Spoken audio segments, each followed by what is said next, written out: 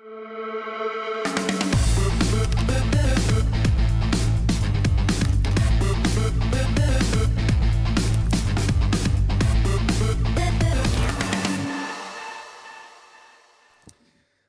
telah tiba dan semua pertandingan seru sudah menanti. Ada derby Manchester, ada El Clasico. Tapi dari sisa-sisa Eropa tetap kita bahas dong, termasuk dari Europa League. Apakah Brighton yang bisa menang? Enggak juga dong. Brighton menang, emang menang. Dan juga kita bahas dulu dari hari indahnya, hari keberuntungannya seorang TAA. 2 assist plus cosplay ala kiper. Lawannya emang cuma sudah sewindu. Apakah itu? Aduh. Tulus. Aduh. Keren.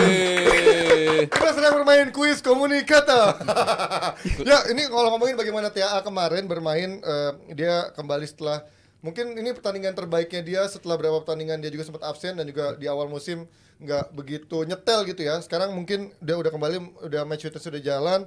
Kemarin menjadi penyelamat di gawang dan juga mencetak 2 assist. Tapi ketika dia menyelamatkan bola di gawang itu, apakah ini akan menjadi peran dia seterusnya melihat bagaimana Alisson suka melakukan hal-hal yang bodoh seperti itu? Ya kalau gue lihat sih ya dari segi defending sebenarnya dia nggak pernah jelek-jelek banget kalau dari segi defensif 1-1. Tapi kalau dari segi awareness itu kalau switch play segala macam tuh baru dia kayak expose tuh Trent Alexander-Arnold dari segi defense. Tapi kalau ngeliat aksi dia semalam yang ngeblok tendangan yang kemarin Kelleher tapi kan bukan Kelleher hilang bola berawal dari Kelleher salah passing.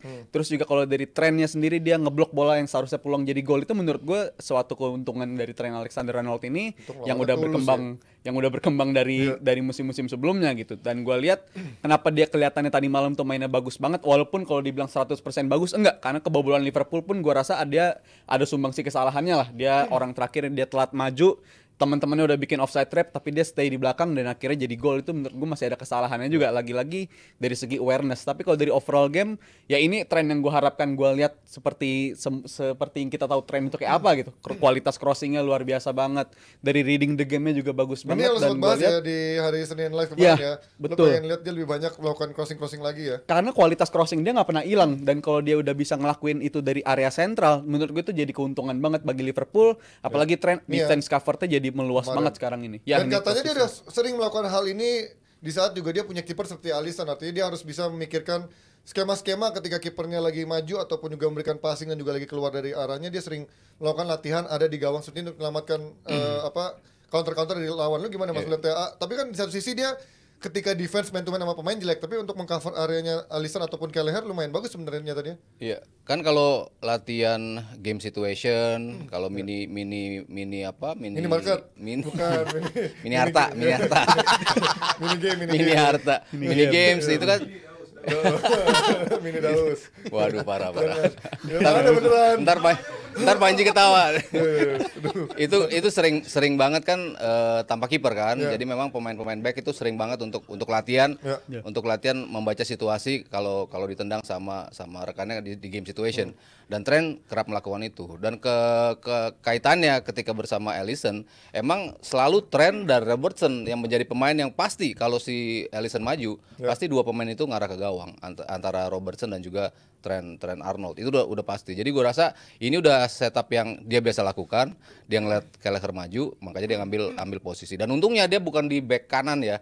Jadi dia bisa ngambil situasi untuk lebih ke tengah untuk bisa mengejar itu. Jadi kalau dibilang dia kebetulan ya enggak juga. Karena memang sering dia praktekin di game situation dan juga di pertandingan resmi.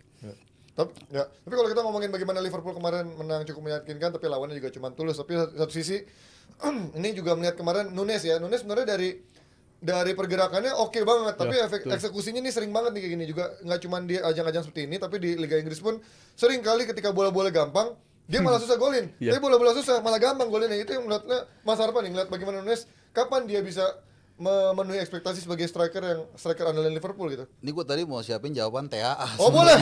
Tambahin dulu. Lu geser. Gue juga tadi belum selesai sih ngomong TAA. Lu diemnya lama banget Mas. Gue pikir tahan apa sih? Gue udah siapin mau TAA nih lah. Tapi udah 2 menit sendiri. Iya. Dibelokinnya ke Nunes lagi. TAA dulu ya. Pertama kalau kita hanya ngelihat dia menyelamatkan itu, sebenarnya kita mengecilkan peran dia sebenarnya. Hanya dia cosplay sebagai penjaga gawang tuh sebenarnya kita mengecilkan dia. Padahal sebenarnya dia kan udah bounce lagi nih ya kan? Setelah kesalahan dia quote by quote 2 tahun lalu di final Liga Champions. Tahun lalu, sorry. Banyak lah kesalahan dia. Terutama yang gol-golnya match winner si Vinicius kan final Liga Champions kan.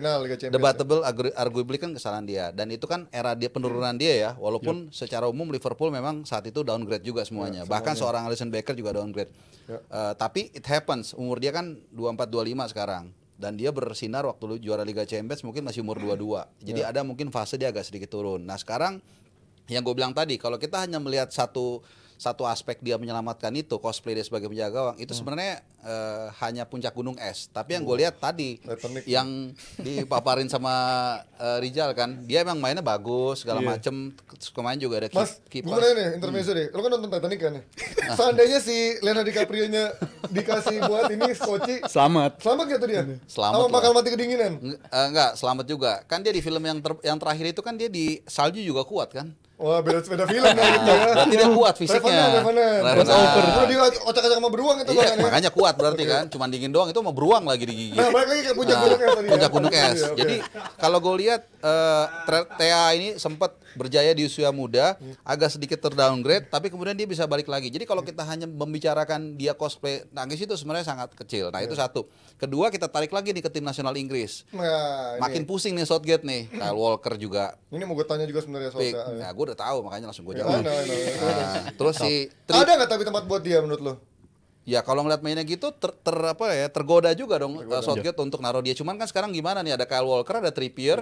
Sama ada dia. Walaupun digeser ke tengah pun juga saingannya berat kan. Sama Rhys James masih ada. Ya ada Saka.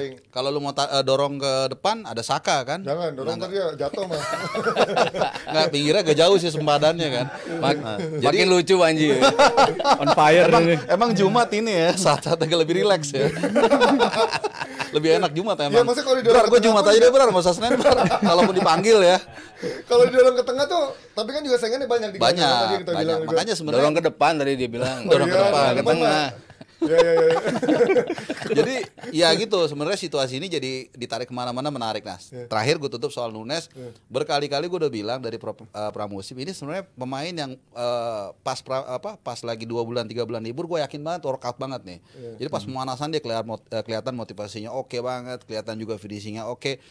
Lawan Newcastle gue masih inget banget dia dicadangin terus masuk. Memang orang bilang ada bola Botman lepas bolanya itu kan yang direbut. Tapi kan kalau dia nggak ngotot dia nungguin itu kan gak dapet juga. Nah cuman mungkin gue nggak ngerti ya si Klopp ini kenapa agak masih belum firm banget naruh dia di ini. Tapi ya itu by proses mungkin kalau kita lihat kemarin dia juga udah ngasilin beberapa pertandingan juga oke ya bukan tidak mungkin next dia akan jadi target man utama lah. Apa yang membuat Nunes belum ada di starting line up Mas? Di laga penting ya, bukan cuma laga-laga kecil. Kalau gue bilang kemarin, berapa kali gue bilang susunan depan itu berpengaruh dari susunan di tengah. Ketika tengahnya siapa, depannya siapa. Ketika ada Luis Diaz, Nunez tuh kurang cocok kalau bareng sama Luis Diaz. Berapa kali bermain saling bertumpuk. Dia lebih paling cocok sama Gakpo dan juga mungkin Jota yang bisa main di posisi yang sama. Bisa gantian kiri kanannya siapa, bahkan Nunez bisa minggir ke kiri, di tengahnya kalau nggak Diaz Gakpo ataupun si Jota, 2 pemain itu. Jadi gue rasa komposisi seperti apa dulu nih yang coba dicari oleh si Klopp. Dan tengah kan selalu berubah kan. Tengahnya tuh selalu berubah, siapa yang jadi pemain siapa. Kalau Endo main, nah ini pasangannya biasanya si Nunes yang dimainin.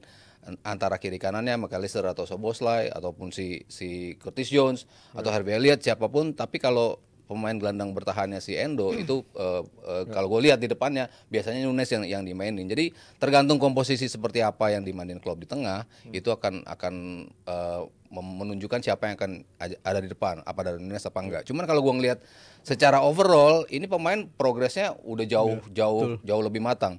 Eksekusinya kalau yang dulu kan mungkin kena tiang juga enggak gitu kan pasti jauh. Tapi kemarin tuh kan kalau lo kena tiang kan berarti emang cuma sekian senti dari menjadi gol ataupun tidak. Penciptaan peluangnya udah semakin banyak. Reading the game-nya di antara para pemain kalau dia harus kemana udah makin kelihatan.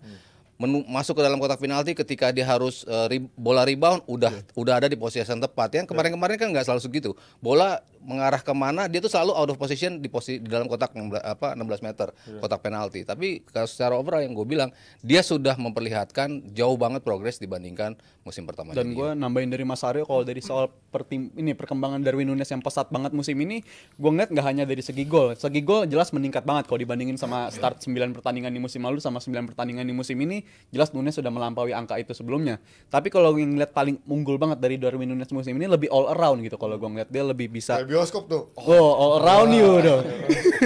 Dia lebih banyak terlibat gitu, jadi terlibat. Abis itu dia timing passingnya juga lebih bagus. Kalau musim lalu Núñez banyak terima bola, opsi pertama yang dia pilih langsung buru-buru dia mau tendang ke temannya kayak atau langsung shooting kayak. Tapi kalau sekarang dia tahu kapan dia harus ngelepasin passing, kapan dia harus dribbling dulu. Dan tadi malam terlepas dari miss yang udah ngelewatin kiper itu abis itu kena tiang, permainannya hampir lengkap banget gitu. Dia lengkap banget, ditambah kalau selain Darwin Núñez gue nambahin juga pemain yang menurut gue tadi malam paling stand out itu ya Gravenberch ini. Gue ngeliat dia bener-bener pemainnya tipikalnya dominan banget di lini tengah. Dia tahu kapan harus dribble, dia passingnya rata-rata on point. Dan gue ngerasa ya kerugian bagi Munchen sih dia ngelepas si pemain macam Gravenberch ini, dan Liverpool steal deal banget dapat dia dengan harga 35 juta pounds. Tapi Gravenberch juga belum bisa jadi konsisten di starting line up kan sebenarnya kan? Ya tapi kalau belum konsisten belakangan ini kan udah dicoba nih lawan Everton, dia start dari awal. Di Europa League juga dia selalu jadi start. Dan kalau di perkaca ini ya ngomongin Walaupun dari lawan Everton juga kalau nggak 10 orang belum tentu juga bisa. Ya belum tentu bisa menangnya juga susah even lawan 10 orang. Betul. Dia. Tapi kalau dari segi Europa League-nya dia selalu involve di gol, di setiap Liverpool nyetak gol di pertandingan itu selalu involve. Karena dia selalu main. Dia kasta di Europa League nih berarti nih. Karena kan McAllister sama Szoboszlai kan pilihan utama pasti kan. Ya, satunya tuh siapa gitu. Nggak mungkin kalau satunya Gravenberch karena sama-sama agak advance ya. Progress passing semua tipenya seperti itu. Makanya siapa yang dimainin, Curtis Jones biasanya atau Endo. Nah, Endo kan ini pemain yang kita masih ragu terus nih. Tapi makin kesini iya gue lihat dia sudah yang penting first touch-nya ya. Di beberapa pertandingan first touch-nya tuh jelek banget. Kapan dia harus berbalik badan, kapan dia harus ketika shielding, ketika di press, itu kan kadang-kadang dia gampang banget kehilangan itu momentum 1-2 detik dia kehilangan bola tuh begitu mudah. Tapi sekarang makin kesini dikasih kepercayaan terus sama si Klopp, dia makin nunjukin bahwa emang gue layak dibeli. Dan golnya juga menjadi added value juga kan. Ini pemain yang biasa terlalu ke tengah belakang, tapi bisa juga dalam situasi bola mati dia ngasilin gol. Ya tapi buat kalian fans Liverpool, menurut kalian dengan perubahan skema pemain di tubuh Liverpool ini hampir setiap pertandingannya dari tengah, dari striker, menurut kalian bagus? Atau menurut kalian membutuhkan klub atau Liverpool membutuhkan skema yang paten untuk bisa mendapatkan 11 pemain terbaiknya seperti halnya Liverpool dulu waktu di masa jayanya 3 tahun lalu, 4 tahun lalu, emang 11 pemain tuh hampir semuanya pakem gitu, nggak dirubah-rubah terus, terutama dari tengah dan juga depannya. Dan kita akan pindah sedikit dari tim Inggris lainnya juga akhirnya dapat kemenangan perdananya di Eropa, yaitu Brighton, tapi lawan tim papan bawah Belanda, yaitu Ajax. Itu juga agak aneh begitu, bagaimana Ajax yang dulunya selalu ada di atas di Eredivisie sekarang di papan bawah, dan juga di Eropa pun dia kemarin akhirnya dikalahkan oleh Brighton, meraih kemenangan perdana. Gimana melihat Brighton di bawah De Zerbi di Eropa? Apakah ini sebuah kemenangan yang bagus buat mereka atau karena lawannya Ajax yang lagi cupu-cupunya gitu? Iya, hasilnya emang dua sisi mata uang kalau menurut gua. Lawannya emang Ajax kita tahu lah mereka lagi ada masalah internal, lagi hancur lebur ya. Kalau nggak salah itu Overmars apa siapa lah gitu. Pokoknya mereka emang lagi hancur. Tapi sebenarnya kalau kita lihat ke papan klasemen sekarang nih, Brighton ini ada di peringkat ke-7 ya kan. Terus mereka juga baru menang 2-0 whatever it is lah ya. Terus mereka juga habis offload banyak pemain kan, siapa? Caicedo, McAllister, Colwill, Colwill udah ke Chelsea. Iya, balik ke Chelsea, Colwill. Jadi dengan kondisi seperti ini, what do you expect gitu loh? Kiper juga cabut segala macam ke Chelsea, Robert Sanchez ya. Nah, jadi nggak ada yang terlalu aneh menurut gua. Sekarang dia di papan klasemen ada di peringkat ke-7. Kemarin baru menang 2-0 dengan gelimangan duit yang mereka dapatkan kemarin. Jadi kalau ada bumping dikit menurut gua sangat wajar banget. Tapi kalau melihat bagaimana dia di Inggris pun juga belum terlalu konsisten. Apakah ini bukti bahwa dengan squad depth-nya yang seadanya, ditambah juga banyak main, beberapa juga cedera, ya ini nyata Brighton nggak bisa keep up dengan beberapa kompetisi yang ada gitu. Ada Eropa, ada domestik, ada Liga Inggris. Ya tadi kata kuncinya Caicedo sama McAllister, terutama di Caicedo ya. Posisi tengah itu kan ini pemain yang selalu bisa nge-shield, selalu bisa ngenyaring dulu ya serangan-serangan lawan. Pemain yang baru siapa yang Kolombia tuh? Baleba. Oh iya Baleba. Baleba ya kan, itu Makeba. Itu lumayan sih tapi masih jauh lah si Pascal Gross kalau lo udah unggul, dia bisa keluar permainannya lebih tenang kayak somehow kalau dia bermain tim lo sudah unggul dia tuh bisa dengan tenang menjadi seolah-olah kayak si Caicedo. Cuman ketika lo harus ngejar, ketika lo harus lebih advance posisinya maju, ketika lo dapat transisi, nah ini belum bisa. Pemain-pemain ditinggal seperti itu. Jadi emang butuh waktu jelas, tapi gue ngeliat squad depth-nya dia sekarang lumayan. Penjualan Caicedo yang dibeli juga lumayan banyak.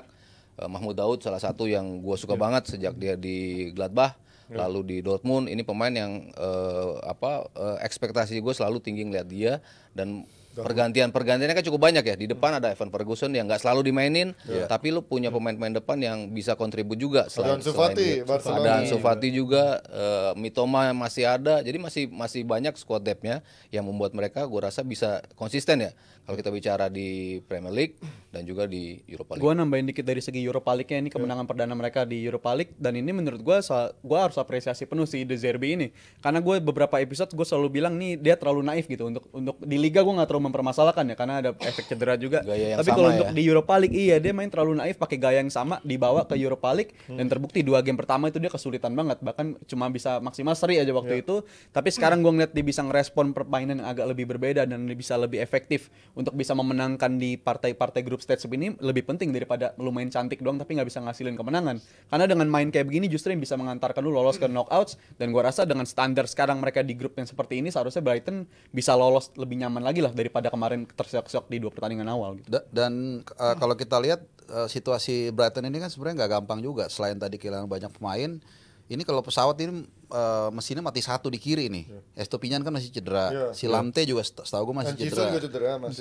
Enciso depan tapi kan. Gue bicara lini belakang. Iya.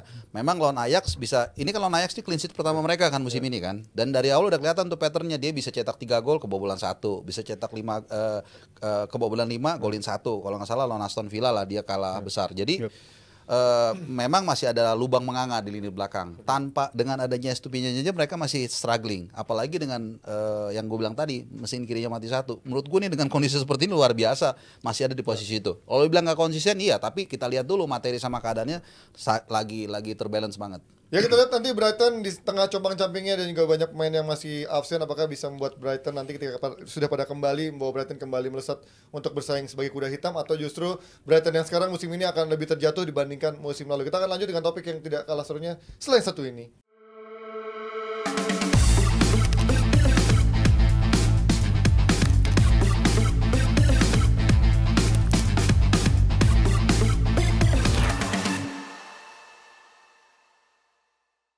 Setiap fans MU pasti punya harapan, mau dari Onana sampai Maguire. Cuma yang harus realistis dan gak boleh lupa, Haaland juga udah buka puasa gol. Nah ini akan terjadi, pertanyaan-pertanyaan itu akan terjadi, bertanya-tanya semua para fans MU, fans City, ketika derby Manchester terjadi pada hari Minggu nanti. Sesuai ntar juga ada live reaction ya di DPI hari Minggu jam berapa jam? 22.30 kalau kick-off-nya. 22.30. Kenapa kick-off-nya maju? Bukan 23.30 harusnya? Ya ini juga gue membingungkan ya, karena biasanya nungguin pertandingan sebelumnya selesai dulu baru main, tapi ini agak bentrok juga sama match sebelumnya. Ada Liverpool setahu gue yang juga kick off jam 9 dan baru halftime nanti udah akan mulai lagi pertandingan derby Manchester ini gitu. Betul, dan pastinya kata gue jangan ketinggalan big match seru Premier League setiap minggu di video, apalagi di hari Minggu jam 10:30 malam ada salah satu pertandingan yang paling tunggu oleh para fans sepak bola, apalagi kalau bukan derby Manchester antara Manchester United vs Manchester City di Old Trafford. Jadilah saksi panasnya derby Manchester ini live di video mulai dari 25.000 aja. Hanya nonton di channel resmi di video, jangan cari ilegal ya, nontonnya di video aja. Udah murah sekarang, ada paket-paketnya yang menarik dari video. Kalau ngomongin derby Manchester ini bisa dibilang berapa pertandingan terakhir City di Liga banyak ugly win-nya. Walaupun kemarin di lawan Young Boys, lawan yang cukup enteng gitu. Cuman sementara MU juga banyak ugly win-nya, tapi kan ugly win-nya levelnya berbeda ya. MU yang ugly win-nya emang jelek banget, City ugly win-nya ya City tetap mengerikan gitu. Lo melihat ada nggak chance even main di Old Trafford MU untuk meraih kemenangan? Rentetan kemenangan MU ini kan sebenarnya udah kita singgung waktu 2 minggu lalu kalau nggak salah. Ini agak save by the bell juga nih Erik ten Hag. Ini kita bicara MU dulu ya. Ketika ada rentetan hasil buruk, mereka kalah dari Crystal Palace, Galatasaray, kemudian terpampang tuh jadwal yang lumayan ringan. Dan kecuali lawan City. Ya sebelum di antara itu kan. Ternyata memang diambil dengan baik oleh Erik ten Hag. Jadi for the time being Erik ten Hag bisa nih agak sedikit lega, kemudian dia juga bisa percaya diri, dan terakhir gue dengar juga impactnya dia ngasih hukuman ke Sancho ya. Jadi agak lebih berani dia tuh orangnya. Sudah dilupakan lah Sancho. Iya, ya udah lu lihat udah nggak boleh ikutan Sancho. makan di kafetaria, nggak boleh latihan. Betul, bahkan dia nggak boleh parkir mobil apa segala macam lah gitu. Jadi udah ada nggak boleh buang air sembarangan dia di WC juga nggak boleh. Ya pokoknya harus di tempatnya, nggak boleh di luar-luar. Ya iyalah, gila lu. Kalau berceceran Kawan gitu. juga Sancho boxer di mana-mana kan bahaya juga. Nah, jadi intinya adalah ini yang paling penting kan, dia udah kembali memegang ruang ganti. Tapi lawannya ini kan kalau gue boleh bilang the almighty City ya, nggak gampang. Tapi City juga sebenarnya nggak lagi baik-baik aja sebenarnya. Tapi walaupun levelnya beda, nggak baik-baik. Iya, tetap masih di atas MU juga sih. Nggak baik-baiknya masih enak. Nggak baik-baik dia pertama kan kita tahu ditinggal sama Kevin De Bruyne. Tapi kalau dari pengamatan gue, selama ada Rodri di situ, lu nggak akan bisa tidur nyenyak. Gitu. Makanya kemarin jujur waktu lawan Arsenal pun gue bilang waktu itu, wah nih kalau ada Rodri Arsenal habis nih waktu itu nih. Nah, gue nggak tahu nanti Rodri main nggak sih? Main.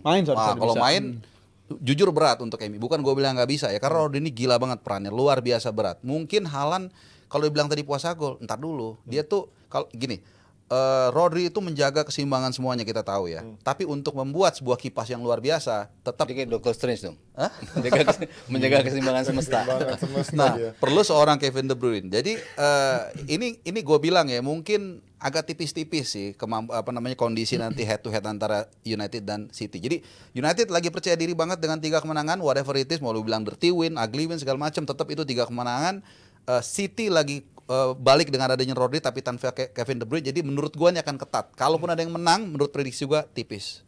Wah, langsung prediksi. Belum tanya prediksi padahal. Naluri. Mendahului yang di atas lah.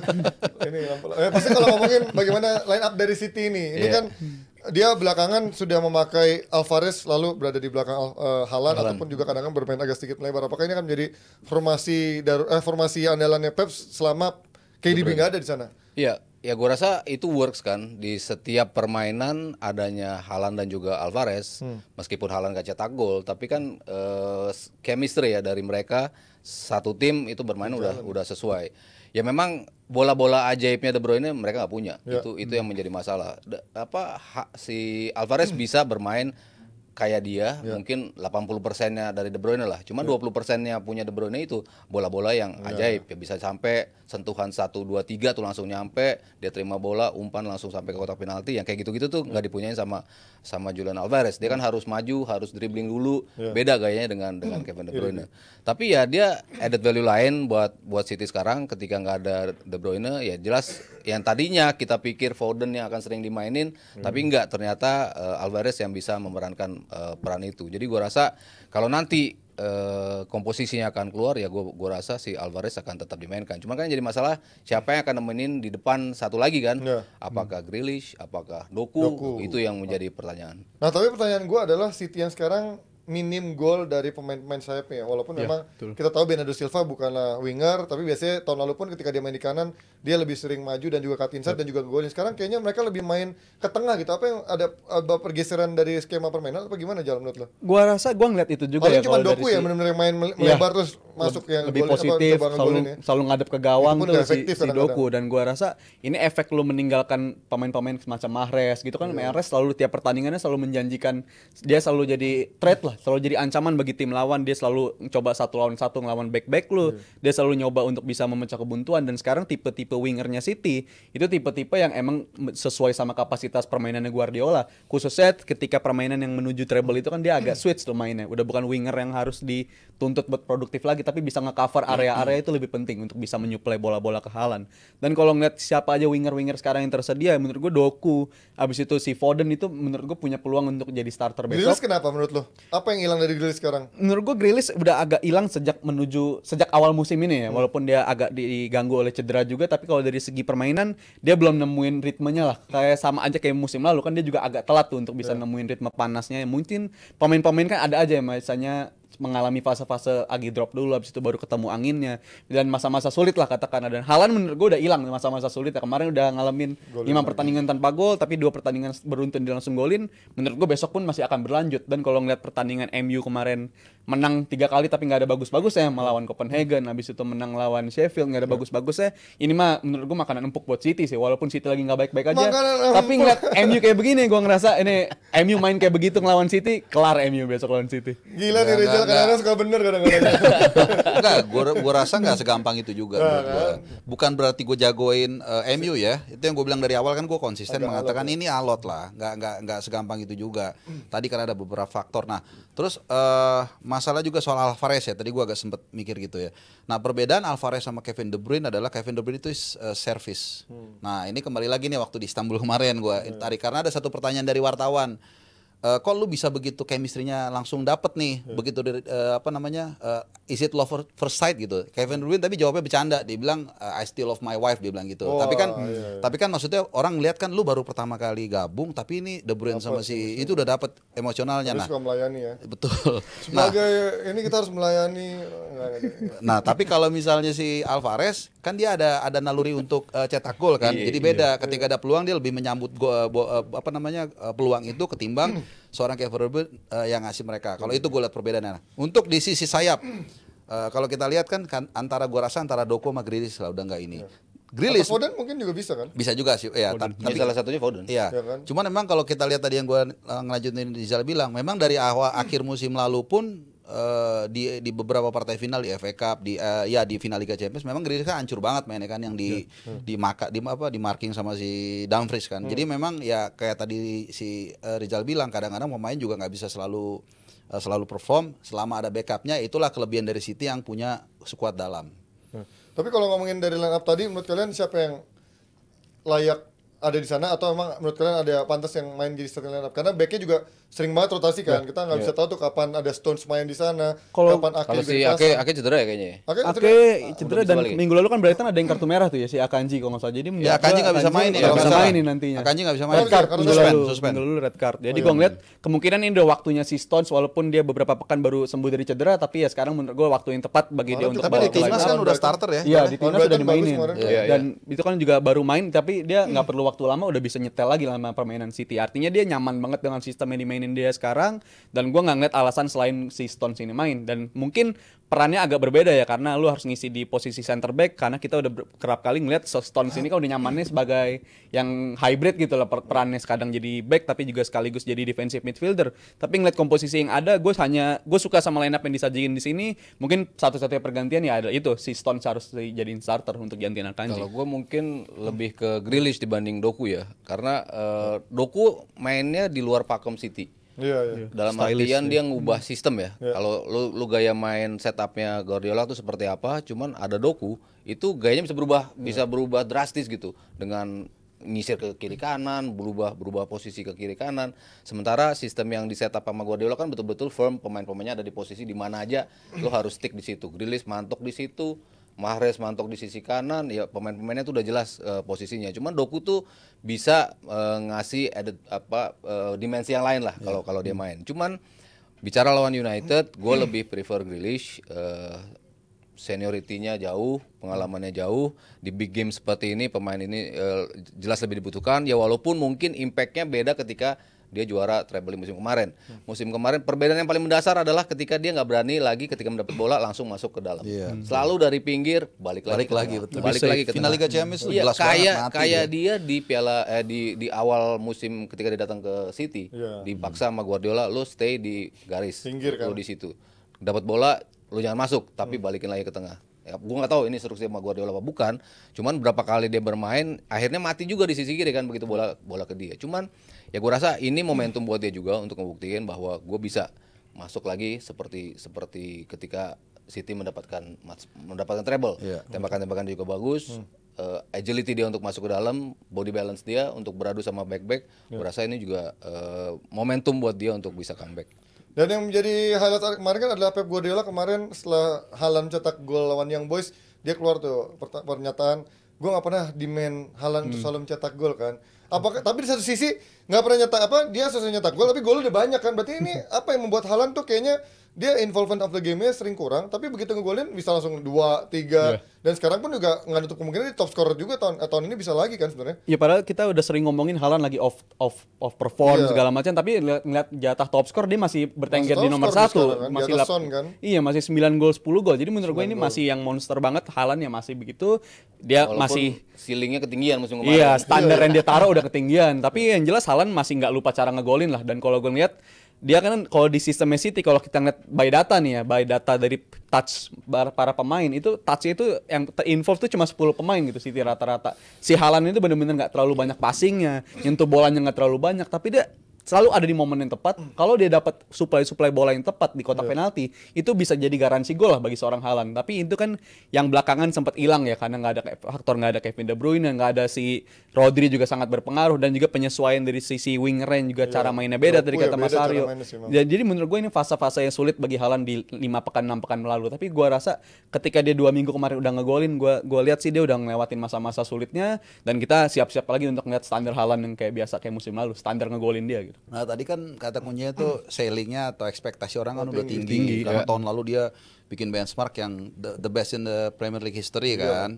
Nah jadi Guardiola kan cerdas, dia tahu bahwa tekanan ke pemain itu kan memang paling dihindarin kan. Dan akhirnya setiap dia 2 pertandingan 3 pertandingan gak golin, wartawan nanya, 2-3 pertandingan golin nanya, tapi kan nggak mungkin juga dia tiap pertandingan harus golin kan. Nah ini yang selalu dijaga sama Guardiola, dia tahu itu, makanya dia selalu mengcover itu. Nggak pernah.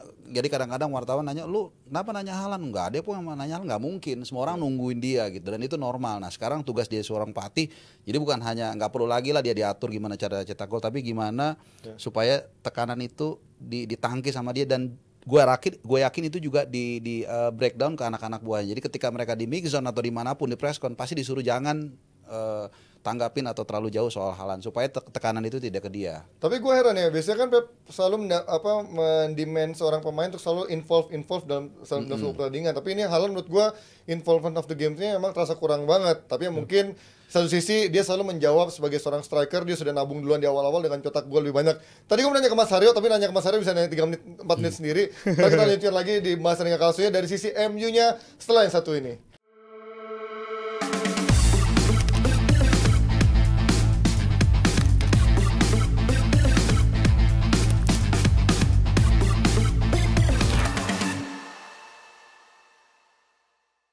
Ya, kalau tadi kita sudah bahas di episode sebelumnya tentang kekuatan City jelang lawan MU, kita sekarang mengupas tuntas dari MU TV-nya. Ini gue sekarang nggak mau panjang-panjang, kita kemarin sudah bagaimana ngomongin seorang Maguire yang lagi didamba-dambakan banyak fans MU dan juga orang mulai memuji Maguire ternyata back yang bagus.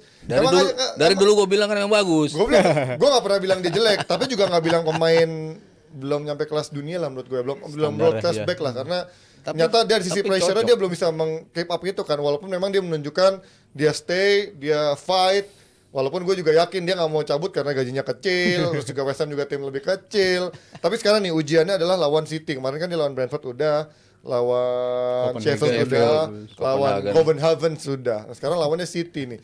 Menurut lo dia justru ada titik lemah yang bisa diekspos nggak sih sama City?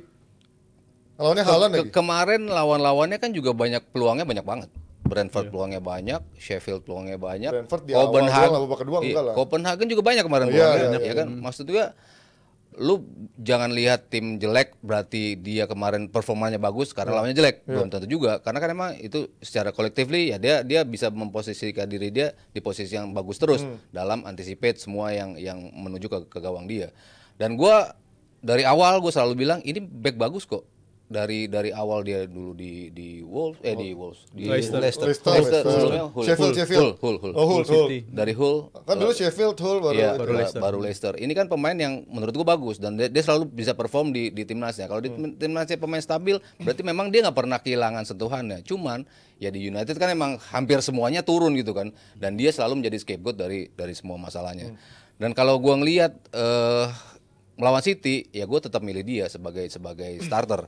Ya lo Memang nggak ada opsi. Nggak tahu si Martinez kan udah pasti nggak bisa main. Cuman kan Varane bisa main. Varane sama Maguire pasti kan. Iya, Varane akan semakin bagus kalau tandemnya memang bagus juga. Dan belakangan Maguire menurut gua sudah levelnya makin naik. Otomatis Varane akan lebih bagus juga. Nggak mudah bagi City untuk bisa ngelewatin kalau kita bicara hanya serangan menuju ke back ya. Cuman gimana expose dari sisi yang lain ya. Kalau kita bicara lini tengah, bicara bola datang ke tengah, gua rasa Maguire masih on the safe side lah bagi United. Cuman bolanya itu datang dari mana dulu nih? Ketika lo nyerang dari kanan, ketika lo nyerang dari kiri, itu yang akan menjadi masalah. Tapi kalau di tengahnya, gue tetap lihat United akan lebih solid ketika besok Maguire yang main. Tapi kalau dari gue ya, gue sih nggak terlalu sentimen sama performa Maguire belakangan 3 pertandingan ini. Oke, bisa menang dan juga beberapa kali clean sheet lawan Copenhagen bisa menghasilkan clean sheet. Tapi kan itu nggak menutup mata kita kalau dia mainnya sebenarnya gampang ke expose juga sama tim-tim kayak Copenhagen itu, sama si Sheffield juga gampang ke expose.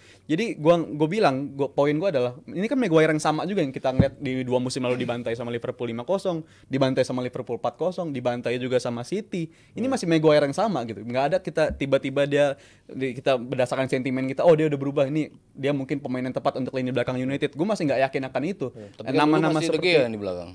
Masih De Gea, tapi gue tetap ngeliat kualitas dia kan errornya De Gea berarti, Mas. Iya dong. Selama ini. Selama ini.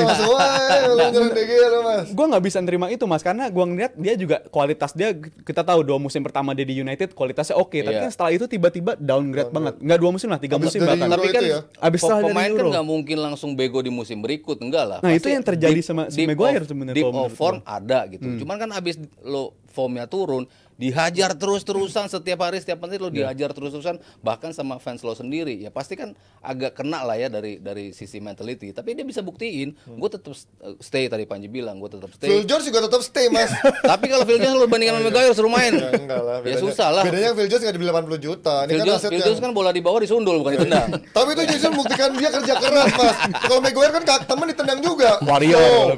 Siapa tuh ditendang juga sama dia? Pogba ditendang juga sama dia. Justru itu temennya gue tendang pakai lawan. Gitu dong. Jadi maksud gue gini, kenapa gue nggak begitu yakin untuk long termnya? Mungkin Januari harus dimanfaatkan bagi MU untuk bisa mendatangkan si back baru ya, ganti Maguire back baru serta midfielder, karena belakangan kan yang sorotan tertuju sama Maguire dan juga McTominay. Dianggap sebagai penyelamat United, menganggap dia layak untuk dipertahankan. Gue nggak beli hal kayak gitu. Gue bilang ini cuma sentimental biasa doang. Right? I don't buy it. Lo nggak beli jadi? Nggak beli. Ini terlalu sentimental gitu. Apabila fans United udah tiba-tiba lupa ingatan. Gue setuju, kalau Maguire gue nggak setuju. Kasih kesempatan lagi, tapi gue rasa oke, jadi squad player aja. Tapi kalau untuk long term jadi back utama lo, menurut gue Maguire udah lewat. Menjadi squad player ada di rotasi, tapi bukan menjadi back utama MU, emang diandalkan menjadi setiap minggunya kan. Gue 20% ada setuju sama Mas Aryo nih. Sisanya? Sisanya 80% ke dia. Maguire berarti nggak ada yang belain. Jangan sama-sama nonton sama-sama senior. Emang Martinez nggak pernah bikin salah. Banyak kan? Pasti, betul. Udah terlanjur jadi darling kan? Tapi kan harganya nggak semahal. Nah, itu lu jangan ngomong harga dong. Standarnya itu lagi. Harga 4 tahun yang lalu, maksudnya udah lewat lah masalah harga. Justru 4 tahun lalu enggak, ketika harganya dibeli mahal, bagus nggak main buat United? Bagus. Ya udah. Bagus sih musim kedua. Iya kan bagus kan? Ya tapi kan ini dengan harga mahal harusnya dibeli. Kalau harga mahal lu bicara Anthony di musim pertama flop, nah itu lu baru bicara harga. Tapi udah 4 tahun loh. Tapi memang gini lah. Ya sama aja Grealish di musim pertama jelek, musim keduanya bagus. Sekarang nggak tahu nih bagus apa enggak kan musim keduanya. Nah, makanya bagus di awal, jelek di akhir. Makanya itu ini kan baru 3 pertandingan, 2-3 pertandingan dia. Makanya terlalu dini bilang dia udah balik sebenarnya kan. Sebenarnya kalau mau nilai dia dalam 3-4 tahun setelah dia di MU kan, menurut gua sih enggak. Makanya gua bilang 80% gua setuju sama Aldi. Tapi memang lagi-lagi ini udah tahun keempat sebenarnya kan? Kurang lebih lah, ya? kurang lebih. Iya. Udah kita udah bisa menilai dia lah sebenarnya. Terus lu tiba-tiba lu 3 tahun lu hapus, lu hanya ngelihat di 3 pertandingan, menurut gua enggak juga. Gua enggak bilang jelek permainannya di 3 pertandingan. Cuman tadi tapi hype aja menurut gua sih. Ya lawan Copenhagen kan kita lihat juga masih terekspos. Tadi yang makanya gua bilang 80% gua setuju sama Rijal karena ini tetap City kan Guardiola kan pasti ngelihat, ini gampang nih expose tadi. Salah satu yang hari expose. Nah, itu maksud gua. Jadi it's okay dia main dalam 2-3 pertandingan terlepas dari lawan siapa, tapi menurut gua embel-embel dia the most expensive defender in the world itu tetap nggak bisa lepas. Pasti orang akan sekarang lihat dibalap itu. sedikit sama Gvardiol ya. Iya, jadi ya nggak bisa lah kita nilai terlalu cepat di 2-3 pertandingan ini. Nanti lihat City. Oke, kalau lawan City dia bisa bagus ini, kita akan ternyata dia udah agak bisa berubah. comeback di laga penting seperti Betul. ini ya. Nah, kalau untuk soal dia stay di situ, gua rasa sih lebih kepada kayak gua gaji gede di MU, ngapain gua di West Ham. Kalau Copenhagen masalah lo lini belakang atau tengah? Copenhagen ya dua-duanya. Gue bilang tengah. Iya sih ya, tengah yang Maksudnya diekspos. Amrabat ketika sendiri nggak bisa apa-apa juga. Non-existent. Tapi menurut gua Amrabat kerja keras loh di babak pertama ya. Iya, Tapi cuman untuk memikul beban lo harus forward pass dia nggak punya sama nggak sekali. bisa dia Sama forward sekali pass. nggak ada creation yang datang. Kayak butuh Eriksen dari- akhirnya. Iya, akhirnya Eriksen yang bisa menjadi pembeda gitu kan. Lo butuh lini tengah United menurut gua tuh ketika Amrabat datang, orang berharap terutama fans United kita akan selamat nih. Ternyata di beberapa pertandingan awal doang dia terlihat begitu agile, begitu bisa nutupin segala macam ruang, begitu luar biasa lah bermainnya. Bahkan di back kiri dia mobilitinya luar biasa gitu. Cuman di beberapa pertandingan gue nggak ngelihat dia sebagus itu gitu, sebagus harapan orang gitu loh. Lo masih sejelek-jeleknya Casemiro masih lebih bagus dari Amrabat. Dari sisi apanya dulu Mas? Defense-nya mungkin Casemiro jelek loh. Lo harus ngakuin enggak. musim ini Casemiro nggak pernah Iya, defense bagus, memang kan? musim ini lagi turun. Cuman kalau kita bicara Casemiro baru datang di awal, jauh lebih lengkap kan. Sebelum dia kena kartu merah sama yang itu ya. Iya. Sejak itu dia menurun tuh Maksudnya itu juga. defensive wise ini pemain ya lu masih bagus lah, tackle segala macam. Cuma dia nggak bisa nyerang. Area coverage ya. Untuk nyerang bagus si Casemiro maksud gua. Casemiro, iya, Casemiro, Untuk oke. forward pass jauh lebih bagus. Jauh. Ketika Amrabat harus memerankan peran itu sendiri, ternyata dia nggak bisa juga. Harus ada tandemnya dia memang Betul. pivot. Nah, kalau mungkin nanti kalau mereka bermain bareng, Amrabat akan turun bisa gantian dengan Casemiro, mungkin itu menjadi jawaban akhirnya gitu. Cuman sekarang kan nggak tahu Casemiro bisa main nggak bisa. Masih tanda tanya sih. Tapi Casemiro bisa iya, main. masih Ya kan muda, masih tanda tanya. masih Nah, ini kan yang menurut gua akan menjadi makanan Tapi menurut gua kemarin harusnya kemarin dia memasang Amrabat sama seorang Eriksen di awal karena ketika dia masang Amrabat sendiri dan juga McTom sama si Bruno, ya itu menurut gua sama aja lo membebankan kerja yang tadinya Casemiro sendirian dipindahin ke Amrabat aja sebenarnya itu kan. Dan di babak kedua kan lebih parah dengan Amrabat diganti, McTominay jadi DMF. Itu menurut gue lebih parah menurut gue, walaupun memang dari sisi serangannya lebih jalan tuh karena ada Eriksen. Tapi kalau ngeliat si Eriksen sendiri ini musim ini ya, di musim ini aja nggak ngeliat dari musim lalu, dia Eriksen ini kalau gue lihat emang kualitas dia bagusnya cuma 45 menit bagusnya kualitasnya. Dia sebagai impact pemain pengganti 60 lah halftime, maksimal. 60 lah dikasihnya. 58 lah. Tipis tuh masih ya. Tapi bener-bener kualitas dia nggak bisa lagi kualitas starter, katakanlah starter di Game gua changer mungkin sekarang jadi game changer, memberi ketenangan di tengah karena opsi passing dia selalu nyari ke depan dan kualitas akurasi dia bagus. Tapi kalau ngeliat kemarin kenapa si Amrabat ini bisa main jelek banget, gua rasa emang itu plannya juga, dan gua nggak ngerti kenapa lawan Copenhagen plannya kayak gitu dari Ten Hag, dimana main di tengah itu dianggap di bypass aja gitu. Pemain dari belakang itu opsinya langsung ke depan. Tapi kualitas midfielder United kan juga bukan kualitas yang second ball-nya bisa menangin terus. Kualitas mereka nggak terlalu bagus dari segi itunya. Jadi gua ngeliat kenapa Ten Hag mainin itu, dan mungkin Ten Hag udah ngasih teka-teki nih, udah ngasih jawaban taktik apa sih yang bakal gue pakai lawan City. Mungkin aja akan kayak gitu lagi, akan bypass di lini tengahnya, long ball ke depan, ngarepin second ball menangin di situ. Tapi gue ngerasa dengan intensitas yang dimainin sama City itu taktik yang akan sulit untuk bisa dijalankan bagi Ten Hag untuk besok. Nah, lawan City skema seperti apa menurut kalian dari line up diturunkan, karena kita masih punya seorang Mason Mount yang orang bertanya-tanya nih, orang dibeli dengan harga cukup mahal juga. Nasibnya sama kayak Havertz juga kan. Orang bertanya kapan dia akan bisa main di posisi yang nyetel gitu buat dia. Sementara ini ada Casemiro yang gue rasa nggak mungkin main sih dari sisi kemungkinannya. Amrabat. Ya kalau regulan pasti main harusnya. Maguire, Varane iya, Dalot kanan iya. Palingnya tinggal Casemiro, McTom nih yang diragukan. Dan menurut gue Anthony nggak pantas main ada di sana sih. Gue udah enough is enough. Gue mendingan Mount lah dia. Mendingan Mount gue. Dilebarin. Dan juga Rashford. Oke lah kalau Garnacho dibuat super sub gitu ya, karena mungkin Garnacho juga bukan kualitas untuk 90 menit atau juga dari awal bagus, tapi ya minimal dia bisa jadi pembeda ketika di babak kedua ya. Mau nggak mau ya tinggal berharap Rashford bisa apa enggak nih lawan City kan. Tapi menurut kalian mana nih yang diubah dari posisi tengah dan juga depan nih? Kalau untuk tengah gua rasa akan sangat-sangat keras lah apabila lu mencadangkan McTominay, karena dari 3 pertandingan terakhir dia terbukti bisa effortnya, dia nunjukin dia mau gitu untuk jadi line up. Jadi McTominay gua rasa layak untuk ada di line up lagi. Ah gila lo. Bukan banget kemarin mainnya. Bukan karena sentimental, tapi karena reward dia 3 pertandingan kemarin gitu. Karena udah 3 habis pertandingan. vouchernya. Enggak, tapi kalau Sayang. misalkan dia mainnya di posisi belakang striker kayak yang lawan Sheffield, oke. Iya, buat nyetak bagus. gol. Tapi kalau buat bantu keseimbangan tengah nggak bisa dia main kayak gitu kan. Nah, gue mikir sih ke arah rewardnya, dia 3 pertandingan udah ngebantu membantu United bisa ngeraih 3 kemenangan walaupun 3-3-nya ugly win. Jadi menurut gue McTominay ada di situ. Kalau untuk Casemiro 3-3-nya juga ugly team, sekarang bukan ugly team gitu. di City nih lawan ini. Untuk Casemiro gue bilang enggak dulu lah Casemiro, karena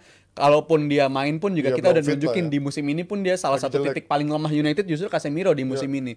Jadi gue ngerasa si Amrabat masih akan dikasih kesempatan lagi, dan kalau untuk di sisi kanannya bukan Anthony, justru gue antara Bruno atau Mount aja yang ngisi di situ. Dan terserah Tena kalau mau di number 10-nya mau si Bruno-nya kek atau si Mount-nya kek, tapi itu terserah dia. Dan kalau untuk lini belakang, untuk back kiri mungkin menurut gue nggak milih Reguilon, gue milih antara si Lindelof lagi ngisi di situ karena bisa memberi kenyamanan dan dia kan nggak terlalu sering overlap selayaknya si Reguilon. Menurut gue dia lebih baik stay aja, dan gue milih Lindelof untuk main di posisi back kiri itu. Gimana Mas, lo setuju dengan ini kemungkinan Lindelof ada di sana?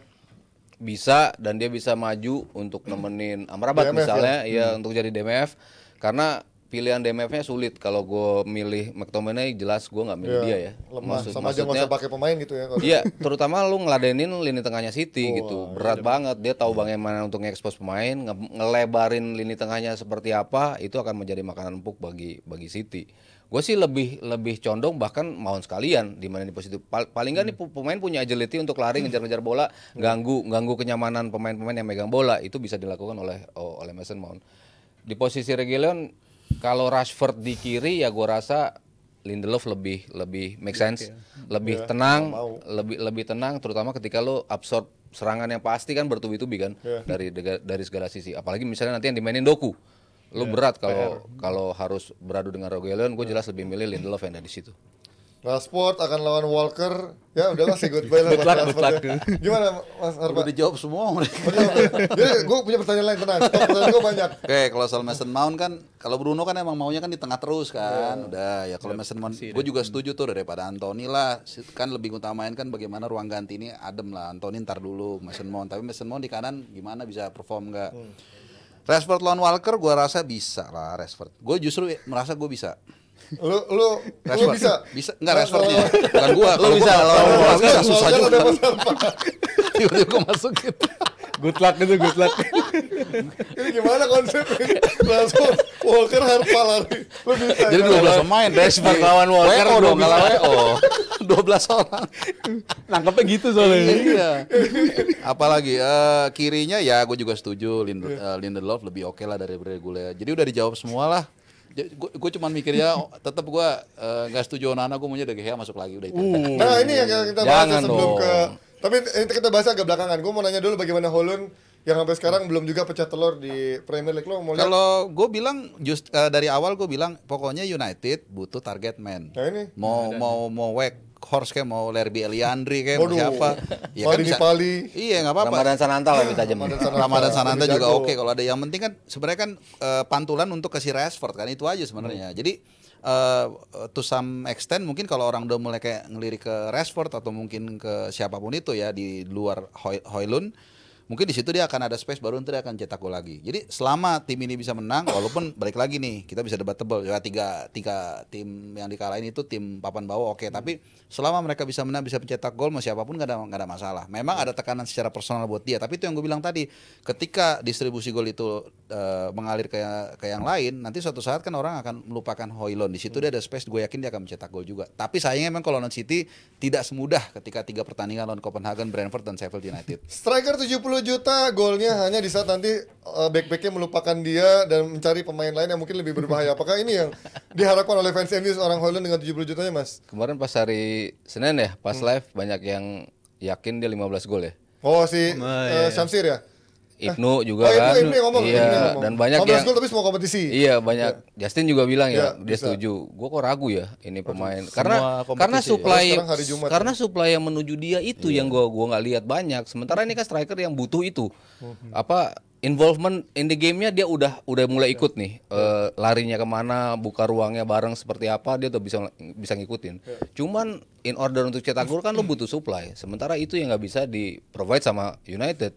Mungkin kalau Shaw main oke, Dalot main oke, dia bisa crossing balik lagi ke era ketika mereka crossing, itu bisa menjadi makanan empuk buat Højlund. Cuma selama itu nggak ada, ya gue pikir dari kanan ya cuman bola datang dari Dalot. Sementara dari kiri ya lo berharap pada Rashford untuk melakukan itu.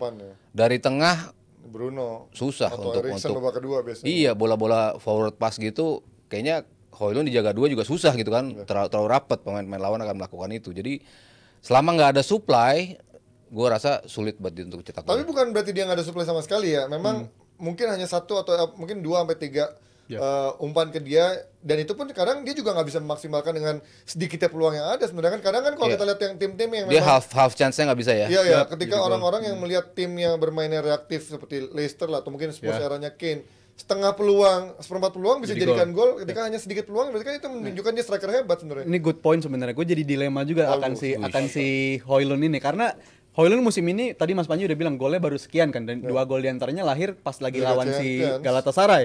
Dan itu Sama gol Munchen. sama Munchen juga 3 gol total di Liga Champions. Dan dia gol-golnya dia itu lahir ketika United memang bisa build up dari belakang ke depan dan dia bisa nyelesain peluang itu.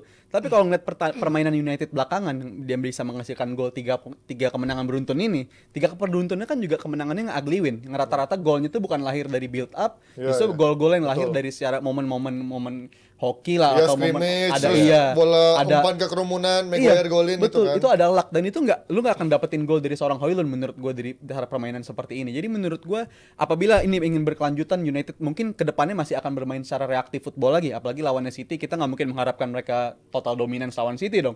Jadi menurut gue untuk gol Højlund belum akan datang lagi apabila mainnya United masih seperti ini, pemain di belakang bypass lini tengah langsung nyari ke depan. Perannya Højlund nggak bisa dimaksimalkan dengan cara seperti itu. Jadi masih lama lah untuk bisa ngeliat Højlund golin lagi, khususnya jadwal-jadwal United yang gampang-gampang ini udah mulai berakhir. Karena ke depannya justru lawan-lawan berat yang udah mulai akan datang lagi. Jadi ya mungkin let's see aja. Mungkin Højlund bisa berkembang juga dengan permainan seperti ini ya lebih bagus lagi. Tapi gue yakin besok lawan City Højlund bisa golin tapi dianulir karena offside tadi.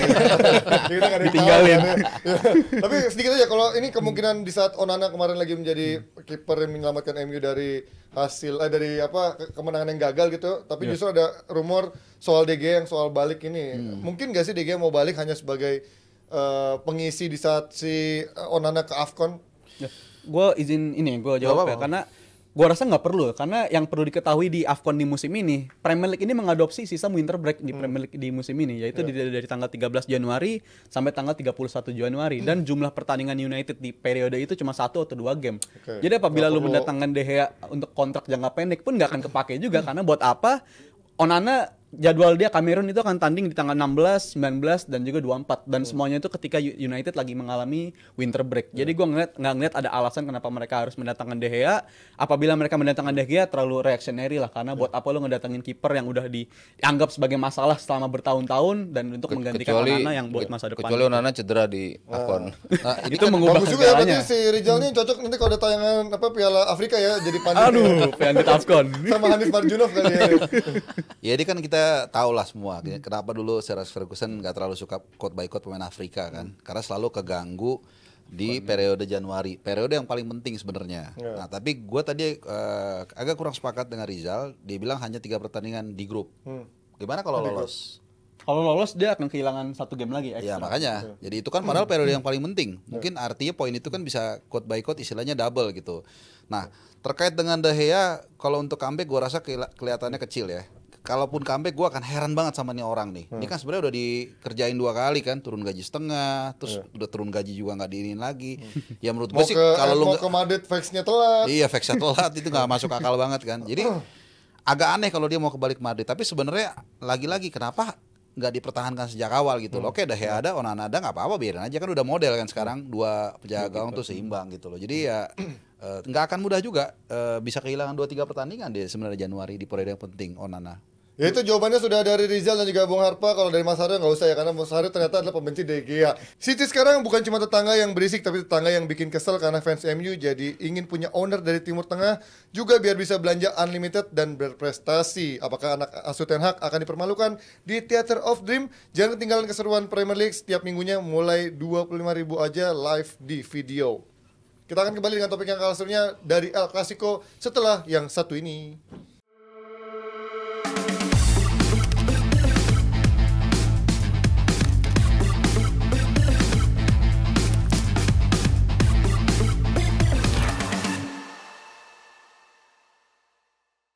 Satu lagi laga yang kalah serunya yang bisa menghiasi weekend para jomblo-jomblo dan juga kesepian di tiap weekend karena tidak ada teman kencan. Ada El Clasico yang jamnya juga cukup bersahabat dengan para yang nggak suka tidur malam-malam ya, karena jamnya jam 9.30 kalau nggak salah. Jadi masih jam yang sangat bersahabat buat kita yang mungkin juga sudah pada jompo, yang udah cepat ngantukan tengah malam. Ada El Clasico antara Barcelona lawan Real Madrid ya kan, di Camp Nou dulu kan? Ya. Lawan di Camp Nou. Ini melihat bagaimana gue baca di Luis Companys. Oh iya, bukan di Camp Nou nih, lagi Pesta di Olympic sewain Luis. buat kawinan ya, soalnya Camp Nou ya, buat Reno, renovasi dan lainnya. Ada organ tunggal. Biar dia dapat fulus di musim berikutnya. Tapi yang menarik, gue sebelum bahas Madridnya justru gue mau tanya kemungkinan tadi gue baca katanya seorang Frankie De Jong sama Pedri ya, apa sama siapa yang pengen pakai painkiller disuntik untuk demi El Clasico ini. Menurut lo mungkin nggak itu dipaksakan untuk El Clasico ini dengan impact mereka cedera lebih panjang ketika memang mengalami cedera di pertandingan ini? Ya mungkin ini laga yang kalau menurut gua lebih mengarah ke Madrid. Oke. Dalam artian kebugaran skuad salah satu alasannya, dan yang kedua kematangan skuad. Menurut gua Madrid jauh lebih matang dibandingkan Barcelona. Walaupun banyak pemain mudanya yang bisa ngasih something new.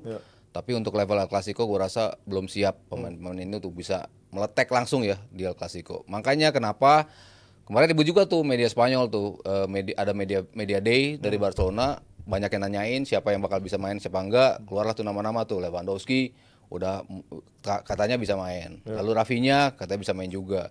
Frankie De Jong, Pedri yang udah pasti nggak main, si Koundé sama Sergio Roberto. Itu dua pemain yang udah pasti nggak main. Cuman kan kita bicara musim yang cukup panjang ya. Kita bicara Barcelona di Liga Championnya lagi oke juga. Ya, top of the table ya. Di liganya mereka harus ngejar Madrid. Gue rasa mereka butuh permainan yang lebih panjang untuk musim yang lebih panjang. Kalau maksain, tadi lo bilang pakai painkiller lah tuh si Pedri ataupun si Frankie De Jong, gue rasa ini bukan opsi yang oke. Ya walaupun mereka ujung-ujungnya akan kalah, cuman kan mereka punya pemain yang akan disiapkan di beberapa pertandingan ke depannya. Sementara kalau lo cedera di sini, nanti ujung-ujungnya kalah juga, ya menjadi masalah yang double buat Barcelona. Kalaupun harus dipaksakan antara dua pemain yang belum terlalu fit, ya gue lebih lihat ke Pedri sih. Kalau Frankie De Jong tuh kayaknya lebih injury prone ya, lebih gampang mendapatkan cedera dikala dia belum fit 100%. Jadi kalau misalnya harus milih, salah satunya gue lebih milih Pedri. Gue kalau dari antara dua nama itu ya sebaiknya idealnya nggak ada dua-duanya yang dimainkan pertandingan di El Clasico besok, karena ini mereka belum dinyatakan fit 100%, itu udah pasti. Mereka juga sebelum ini kan, khususnya si Pedri ya, kalau si Pedri ini kan sejak di Euro 2020 itu emang nggak pernah ketemu lagi ritme dia bisa injury free sepanjang satu musim gitu. Dan di tahun kalender ini pun di tahun 2023 dia kayaknya nggak pernah nempuh 2 bulan 3 bulan secara injury free. Kita ingat di pertandingan MU juga, di pertandingan Europa League juga harus kehilangan Pedri karena cedera. Bikin Barcelona kalah kira-kira. Iya, dan ini udah terjadi secara terus-menerus bagi seorang Pedri. Mungkin emang dari segi faktor yang tadi gue bilang, overtime dari dia main di era mudanya, banyak banget dia main di Spanyol, di Euro langsung nyambung 72 pertandingan maksudnya. Iya, karena nyambung ke Olimpiade juga. Jadi ini efek jangka panjang dari itu. Dan kalau lu mempertaruhkan karir dia cuma gara-gara pengen main di El Clasico pakai painkiller, kan nggak ada jaminan dia seterusnya bakal injury free juga. Karena bisa juga kalau dia dipaksakan di sini, justru lu bakal kehilangan dia selama satu musim, akan jauh lebih mahal lagi harganya bagi Barcelona apabila dia harus kehilangan Pedri. Dan apalagi dia juga, kalau gue lihat ya Pedri ini korbanin aja lah, nggak usah dimainin, nggak usah dipaksa. Kalau untuk Frankie De Jong ini kan juga jadi tanda tanya sebenarnya. Karena sebelum international break dia difavoritkan untuk bisa segera sembuh lah setelah injury, setelah international break bisa main di El Clasico. Tapi nyatanya dia belum sembuh juga, kan seharusnya jadi tanda tanya juga. Kenapa pemain yang difavoritkan bisa sembuh, ngelawan waktu untuk bisa sembuh tepat waktu lawan Real Madrid, tapi ternyata secara recovery dia nggak bisa nemuin itu tuh, nggak bisa nemuin deadline di mana dia harus dinyatakan fit. Jadi kan ada masalah dari segi recovery-nya atau dari segi cederanya. Bisa jadi kalau dia dipaksakan untuk main besok, ya bakal jadi cedera jangka panjang yang datangin dua pemain ini yang relatif umurnya masih pada muda-muda. Sayang kalau dimainin dipaksa. Artinya ada beberapa pemain muda yang terpaksa mungkin dimainkan, walaupun kemarin juga menjadi pemain yang cukup penting. Ada Fermin Lopez dan juga Lamine Yamal. Seberapa besar chance mereka untuk main di line up utama lawan Madrid besok? Kalau main sih ya Lamine Yamal terutama ya. Menurut gua sangat-sangat mungkin untuk dimainin. Ini pemain yang menurut gue sangat fenomenal lah. Jadi era-era La Masia yang dulu udah mulai satu-satu sama satu lagi Guiu ya. Iya, Pemain muda itu. kemarin Cuman masalahnya kan mereka Pas masih lagunya ayo goyang guyu ya. Ya gimana nih dari formasi ini? ya, ini kan Yamal ya kemungkinan akan dimainkan Guiu juga dan segala macam. Cuman kalau kita lihat usianya kan ini gila banget sebenarnya baru umur 16 17 tahun kan. Nah, kalau satu tahun 2 tahun lagi mereka dalam kondisi seperti ini bertemu Madrid, mungkin mereka punya chance ya untuk ngelawan.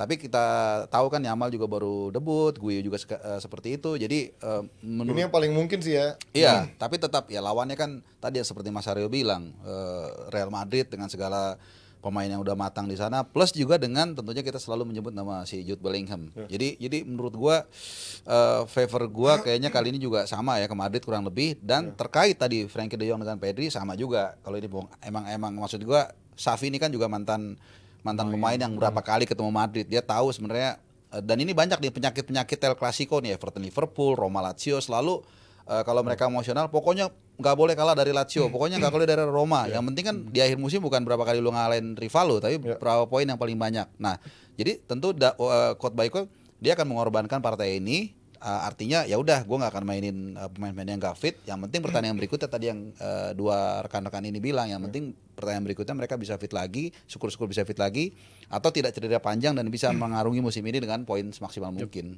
Tapi kalau ngomongin soal Barca kelihatannya sedikit tidak diuntungkan, berapa kali dia membuktikan ketika di di kandang Madrid, bahkan dia justru bisa membalikan prediksi itu kan. Di 2 tahun lalu maksudnya 2022 di kandang Madrid dia bisa menang 4-0 gitu kan. Di saat orang mikir di kandang Madrid harusnya bisa menang lebih gampang kan, ternyata dia bisa membalikan itu. Tahun lalu pun juga dia bisa menang juga di kandang Madrid waktu di Copa del Rey apa di habis itu dibantai. Ya maksud gua kan berarti ketika ini nggak bisa kebaca juga mau di kandang Madrid atau di kandang Barcelona. Menurut tuh dengan justru dengan handicap seperti ini bisa nggak dia tampil mengejutkan dengan bermain pragmatis itu? Karena tahun lalu kan dia bermain defense kuat, counternya cepat, itu yang jadi pragmatis buat mereka. Menurut lo apa main seperti itu, Mas? Pertama, gaya bermainnya beda banget di musim lalu dengan musim sekarang. Oke. Terutama dari sisi pressing. Pressing musim lalu, they press as a unit, semuanya ngepressnya bareng sehingga sulit untuk bisa diterabas. Sekarang lebih banyak yang man to man pressingnya dan sering outnumbered. 2 orang ngepress 3 orang. Berapa kali Porto keluar dari tekanan begitu mudah. Tim-tim lain bisa keluar dari tekanan Barcelona dengan mudah karena yang ngepress itu cuma 2. Kegilaan ngepres 3, yang dipres 4 orang. Mereka selalu outnumbered Barcelona dari sisi pressing. Jadi gua ngelihat apa yang mereka lakukan di musim lalu bisa kembali dimainin di musim sekarang. Oke, kemarin di pramusim Barcelona menang. Kita kan lihat Barcelona menang dengan skor yang cukup telak juga. Tapi Madrid sekarang itu jauh lebih matang. Kemarin dia sempat kalah memang lawan Atletico. Cuman itu menjadi blunder terbesar Ancelotti menurut gua dari sisi komposisi pemain. Begitu pemilihan komposisinya berantakan dan dia mau nyoba main cemara lagi, ya itu langsung jadi makanan empuk buat Atletico Madrid. Tapi Atletico Madrid kan punya defense yang luar biasa. Sementara Barcelona sekarang defense-nya nggak seperti itu. Lalu kita bicara berantem di lini tengah. Siapa yang mau ngeladenin? Cuma ini Camavinga, Kroos, Valverde, lambat banget Romeo ya defense oke, tapi dia nggak mungkin bisa nguber orang. Dia udah pasti nggak bisa nguber orang. Sementara yang diharuskan melawan Madrid adalah pemain-pemain yang bisa nguber. Ya mungkin kalau Romeo yang lo dibutuhin 2 di depannya, ya mungkin Fermin sama Gavi. 2 pemain yang emang kerjaannya tuh ngerecokin ya. Kerjaannya gerasa gerusuk, ganggu stabilitas lawan. Pilihannya mungkin itu. Cuman lu nggak mendapatkan quality untuk ke forward pass-nya. Lu butuh Gundogan di situ. Jadi siapa yang akan dikorbanin? Gundogan nggak mungkin main di posisi 6 untuk menggantikan Romeo. Jadi memang dilema banget pilihan lini tengahnya. Sementara Madrid udah firm banget. Bahkan mereka kelebihan stok untuk di lini tengahnya. Jadi gua nggak lihat Barcelona bisa menangin duel lini tengah dan juga akhirnya memenangi duel ini. Dan apalagi ada seorang Bellingham di Real Madrid yang sekarang lebih advance menjadi pencetak gol, bukan lagi sebagai gelandang box to box atau penyeimbang, tapi menjadi pemain yang menjadi sumber gol utama dari Real Madrid. Dan ini setelah beberapa pertandingan kemarin mungkin orang banyak yang bilang ini honeymoon period, sekarang adalah menjadi ujian terbesar ketika pemain bisa menjadi seorang yang dilulukan oleh fans Madrid ketika bisa juga bersinar di El Clasico. Seberapa mungkin Bellingham kembali tampil bersinar di El Clasico ini, Jal? Sangat-sangat mungkin, apalagi tadi kalau diomongin soal si Romeo ini akan jadi jangkar, enak ini banget nih, makanan lambat ya. empuk banget bagi seorang Bellingham, karena Bellingham ya benar udah bukan cuma honeymoon period, tadinya kita pikir cuma golnya tap in doang, tapi belakangan kan dia nunjukin gol yang datang udah bukan tap in lagi, ya. emang placingnya bagus, lebih tenang lagi sekarang, udah bisa ngelewatin jumlah gol dia bersama Dortmund selama 4 tahun, sekarang udah Jangan dilewatin. sampai nangis gitulah. Gue Iya. tahu Liverpool nggak jadi dapat. Nggak dapat, sayang banget makanya. Jadi ini pemain fenomenal banget, dan ini kalau Klasiko ini panggungnya para bintang, dan menurut gue Bellingham bisa jadi ngelanjutin tren rekor dia seperti ini. Tapi kalau ngeliat permainan Real Madrid, tadi gue nyambungin soal Masaro yang error dia lawan Atletico ya, dan itu untungnya udah nggak dilakuin lagi sama itu kayak waktu dia error lawan Barcelona tahun lalu ya, yang Modric jadi false nine ya. ngelakuin error, dan itu yang Karena si diubah. Benzema nggak main kan. Karena terganggu waktu itu. Dan kalau untuk musim ini, gua rasa Ancelotti udah mulai cerdik gitu. Ketika dia bertemu dengan lawan-lawan yang kualitas megang bolanya jauh lebih kuat, bukan jauh lebih kuat di atas Madrid, maksudnya lebih oke lah dibandingkan tim-tim papan bawah. Mereka lebih cenderung memainkan Camavinga sebagai back kiri yang kalau gua lihat. Dia udah nggak ngelakuin lagi pemain back kiri murni kalau ngelawan tim-tim yang seperti crossingnya kuat lawan Atletico, mainin si Fran Garcia dan juga si Vasquez jadi makanan empuk buat Ferland crossing. Mendy menurut gue lumayan loh ketika lagi prime-nya, maksudnya lagi di saat lagi kondisi timnya Ferland bagus Mendy ya. oke, karena belakangan kan waktu itu juga cedera, tapi habis itu dia bisa ngelanjutin kayak performanya ketika dia juara Champions lah. Tapi kalau untuk musim ini, gue ngeliat itu yang dilakuin sama Ancelotti gitu. Ketika dia berhadapan sama tim-tim yang relatif megang bolanya kuat, dia cenderung mainin Camavinga sebagai bek kiri untuk menangin duel, atau bukan cuma menangin duel doang, build up-nya juga dia secara natural sebagai bek kiri, walaupun dia seorang midfielder, dia selalu habis passing selalu ngisi ke tengah. Dia selalu ngisi itu dan bikin menang jumlah di tengah. Dan itu yang dibutuhkan sama Real Madrid. Dan untuk lawan Barcelona besok, gua harap kayak gini nih, line up-nya bener, si Camavinga yang ada di bek kiri, karena itu yang cenderung dilakukan sama si Ancelotti apabila berhadapan sama tim-tim yang kuat megang bola. Tapi di satu sisi memang pertahanan Madrid lagi jadi pertanyaan nih, kok dia gampang banget sekarang kebobolan, mau lawannya siapapun, tim kecil, tim besar. Apa yang membuat sekarang kayaknya Tapi di La Liga tetap paling sedikit kebobolan di La Liga. Iya, cuman golnya gampang. Tapi kan kalau lihat dia gampang banget digolin dari transisi counter attack.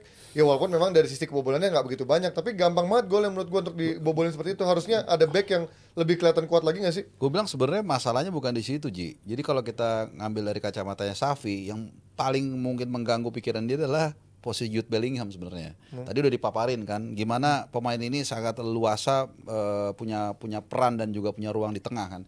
Lu bayangin seorang pemain kayak dia belakangnya either Tchouaméni atau Camavinga, tinggal diganti-ganti aja. Kalau tadi benar line up itu Tchouaméni, hampir sama lah ininya gaya bertahannya. Terus di depan seperti yang udah kita ulas berkali-kali, dengan gak ada Benzema dia lebih leluasa ke depan dengan sayap-sayap yang cepat. Jadi ini yang sebenarnya harus dipikirin sama Xavi dulu gitu. Madrid oke, boleh kebobolan 1, tapi dengan ada Jude Bellingham, kalau dia nggak bisa stop itu, selesai itu Barcelona sih. Kalau menurut gua Bellingham ini akan jadi bunganya pertandingan nanti lah. Kalau Bellingham nggak bisa perform, mungkin yang jadi salah satu pertimbangan untuk dipaksain main di Barcelona Lewandowski. Iya, Kalau ngelihat gol-golnya Morata ke gawang Real Madrid, crossing semua kan.